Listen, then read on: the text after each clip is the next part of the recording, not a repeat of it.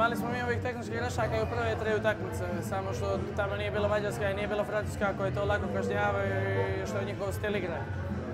Bez obzira i pored tih velikog broja tehničkih grešaka u prvom poluvremenu već uspijevamo da se vratimo na kraju prvog poluvremena, ali već ulazak u drugo poluvrijeme, peta utakmica za redom već slabije.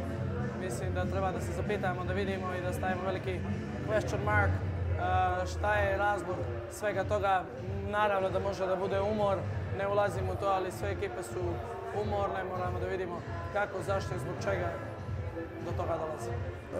Kojim segmentom nisi zadovoljan kada je u pitanju današnji meč protiv Francuske? Oni su bili apsolutni favoriti, Crna Gora im se sama ponudila. Sa tim tehničkim greškama nisam zadovoljna, sa promašajima, jednostavno pucali smo posred golmana. Mislim da nijedna reprezentacija na prvenstvu ne razbrani golmane kao Crna Gora. Mi jednostavno u tom momentu kao da zablokiramo. Što se tiče odbrane, pucali smo po sredini, sve ono što smo rekli da ne treba da napravimo gustinu da imamo, pucali smo na sredini.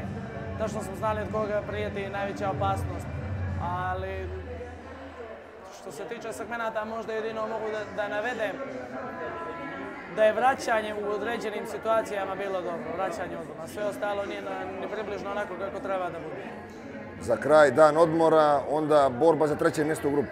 Naravno. Šta očekuješ protiv Poljske? Pa, naravno da nećemo da idemo da izgubimo naredne dvije utakmice, treba da se oporavimo i zašto bi pokvarili onaj prvi utisak iz grupne faze. Mislim da treba da damo maksimum, da se pripremimo na najbolji mogući način.